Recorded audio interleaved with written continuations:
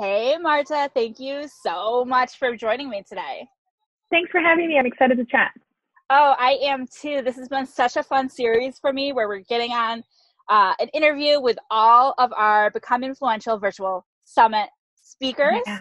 And you are going to be speaking on opening day. So Monday, Oh my goodness. Cool. yeah, Monday, June 8th is the first day of summit sessions. It runs June 8th through 12th. And you're presenting on Monday, which is our day for self-care and mindset. Yay. So important for Mhm. parents and entrepreneurs.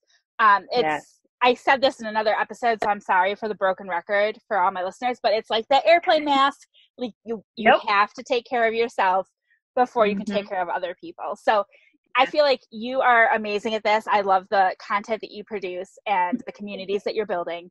I'd love for you to tell me a little bit about your journey because you've got such a great story. So tell me a little bit about your journey into motherhood and how that has like morphed your entrepreneurship into this amazing business focused on self-love. Yes.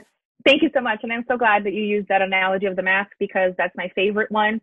It doesn't fail. Everybody gets it. Everybody knows, right? And it makes so much sense. And I am very happy to hear that day one is self-care because it really does come first, right?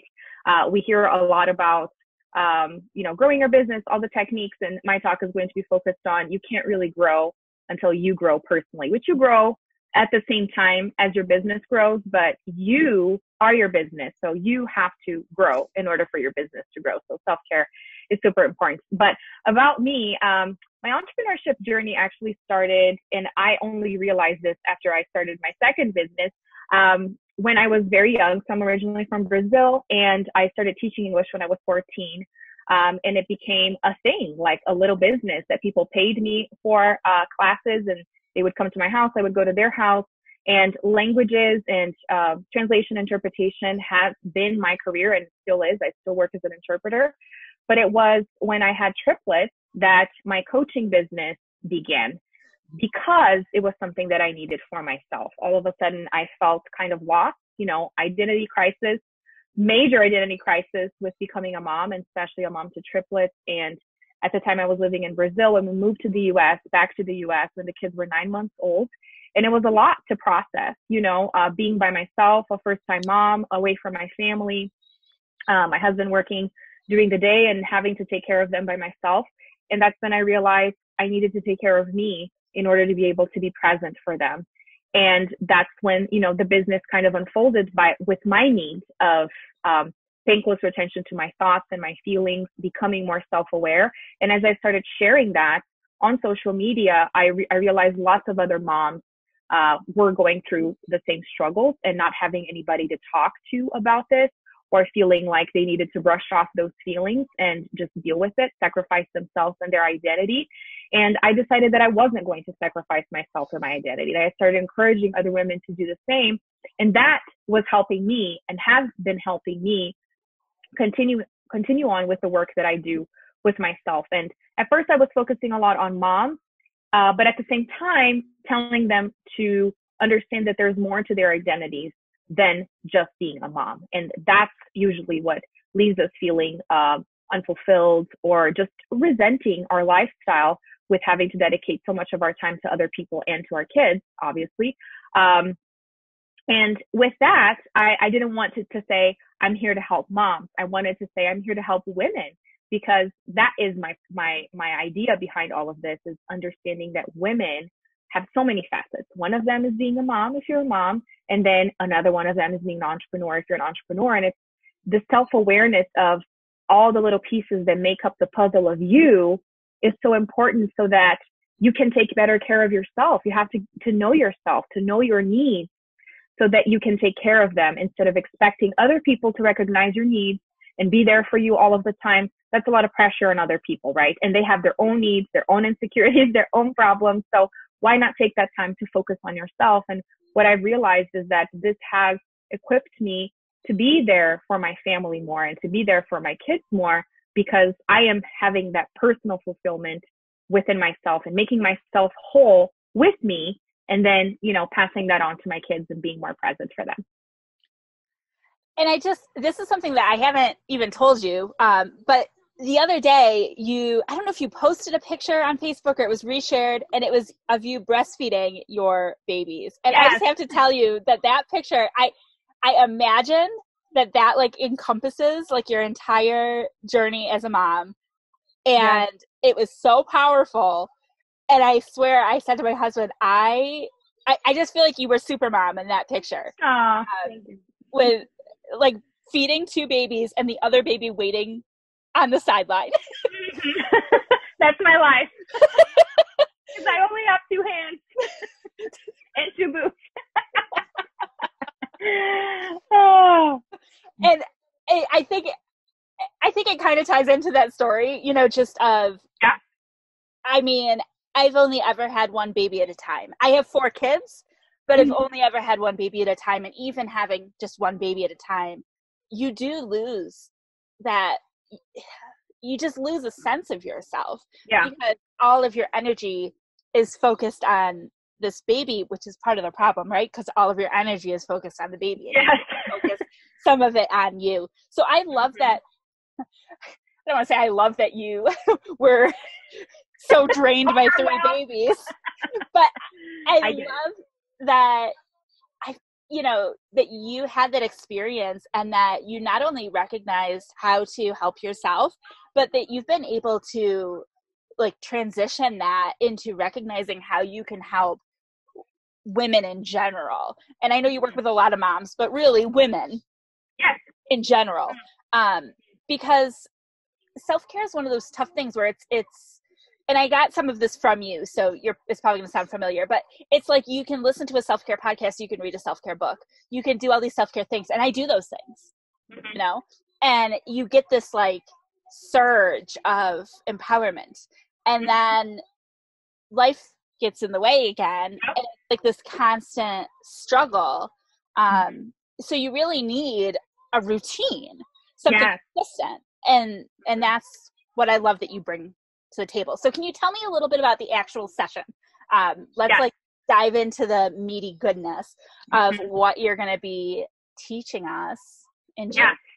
And you actually just talked about the beginning of what I talk about, which is self-awareness, because it's great for you to get that surge with the things that you do, but then the day happens, right? As soon as you get your morning routine in and you do all the amazing practices, that whatever it is that makes you happy and makes you, be in a good mood to take on the day, then you get caught up in traffic, or then, the child does something and the house is a mess, or whatever happens. Then everything that you just did may fly out the window. How are you going to recompose yourself?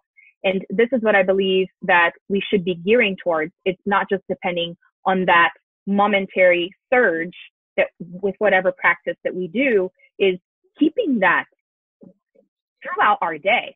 And self-awareness is what allows you to do that, because you may have that moment where you're just going to scream and you're just going to cry and you want to, curl up in a ball, but then you have to pick yourself back up, and you can't depend on somebody else to do that for you. And you may not be able to listen to that podcast episode that one time, right? It's just a split second kind of thing, like a switch inside of you that will allow you to pick yourself back up. And how do you do that? It's practice. And I have loved being able to combine like my past with languages and with learning and teaching languages into what I do now, because it's really the same concept. The way you do one thing is the way you do everything. The way you learn one thing is the way you learn everything. You have to practice, right? It takes time. You get better at it as you go. And it's normal for you to get frustrated when you're like, oh my gosh, I just lost it and I screamed at everybody, and then you beat yourself up. But the fact that first you become aware of something that you didn't know that you were doing before, that's a great step. And that's another thing that I'm going to be talking about, is celebrating yourself, learning to look for the positive things, because as moms, as women, and as entrepreneurs, we tend to beat ourselves up a lot because we have so many responsibilities. It's all on us, with the business.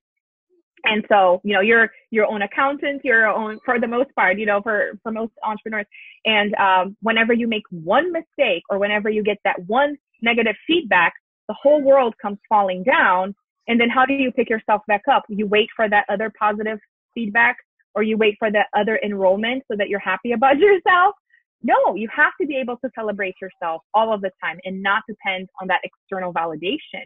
And so this is really what I encourage people to do, is to develop this practice of looking for the positive things, which is, in other words, gratitude. But not gratitude for things and for people, which that is great and that's important. Gratitude for yourself, taking pride in yourself. Because at the end of the day, if you are exhausted and you feel like you accomplished nothing, or you feel like you did a lot, but just you missed that one item and then the whole day feels like it went to waste, that's no way of living, right? You have to be able to feel happy about the good things that happened in your day and the good things that you did, because we tend to focus so much on the negative. And here's an interesting thing that I learned not too long ago, with doing therapy sessions with one of my sons, helping with his behavior. And it's really been therapy sessions for me, because I learned how to handle his behavior and help him, since he's only 4. It's that the reason why we focus so much on the negative, because it's an instinct, right? You tend to look for the negative because you want to fix that problem. Because isn't that what we're trained to do as humans, evolution, whatever you want to call it?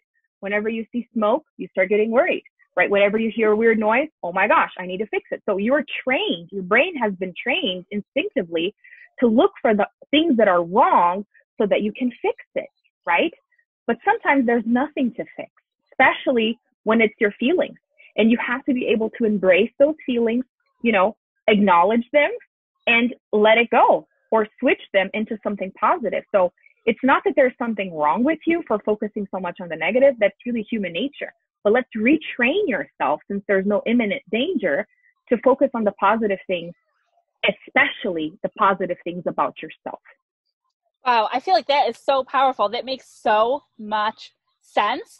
And I feel like it's nuggets and value bombs like that make it so hard to do an interview, because I'm taking in all this information.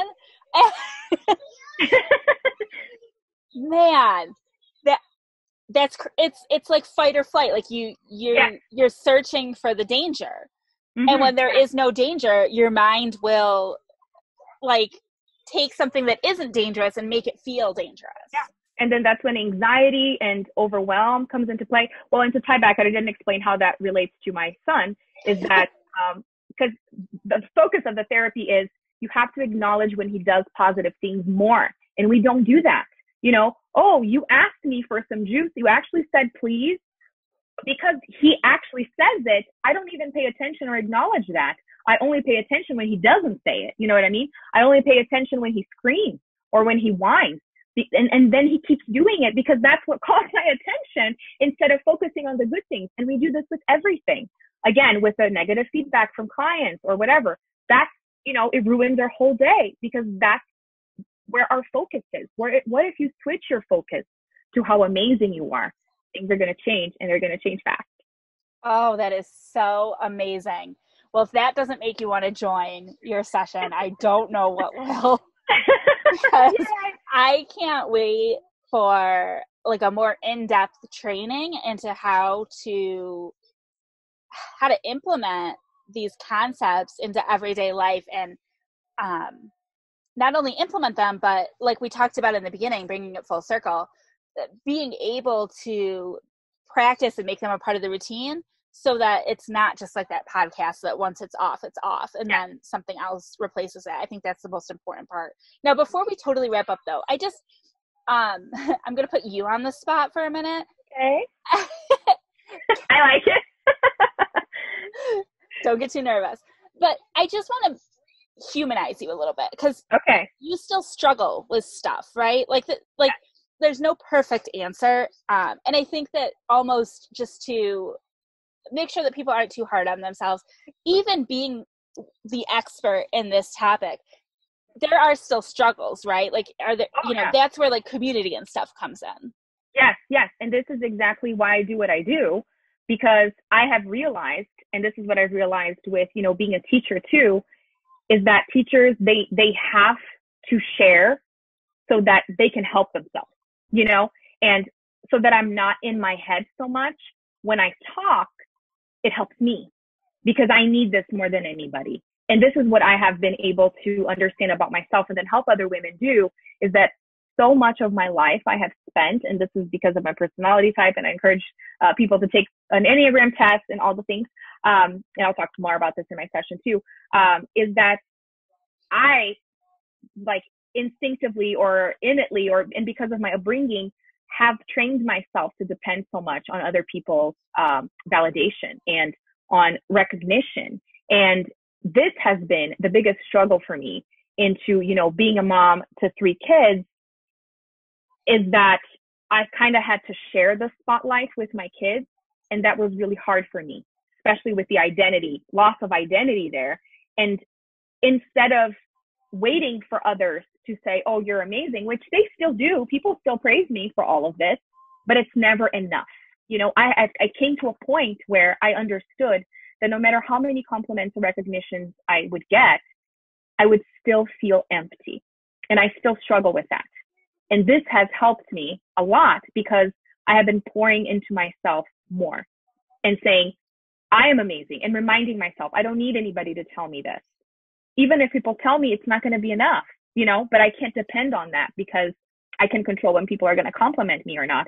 And one of my favorite quotes ever that I always say when people ask me, what's your favorite quote, is a quote that I found on Pinterest by accident that said, see your beauty without a compliment and without a mirror.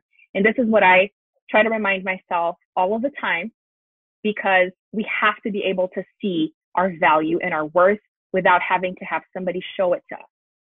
You are the first one that needs to see it and understand it and recognize it, because you are the person you spend the most time with. You're with you all of the time. And this is what I have to remind myself all the time. So that's number one struggle. And that's my number one message, right? Your mess is your message usually. And because this has really been the hardest thing for me is, again, everything that I'm saying here is what I struggle with, but I realized that lots of women struggle with it too, maybe on different levels, depending on their personality type as well. But for me, the recognition and putting a lot of emotional pressure on people to fulfill me has been the struggle. And so the path that I have taken really has been to help myself, and seeing that other people can be helped with this really helps me too. Oh my gosh, that's beautiful. I definitely relate to so much of what you said, especially the going to bed at night and feeling like you didn't get anything done. I think that's really common with parent entrepreneurs. Thank you. I feel like this has been an amazing episode. I don't even want to call it like a mini episode, because I feel like we just took what would normally be like a long podcast and shoved it into a little space.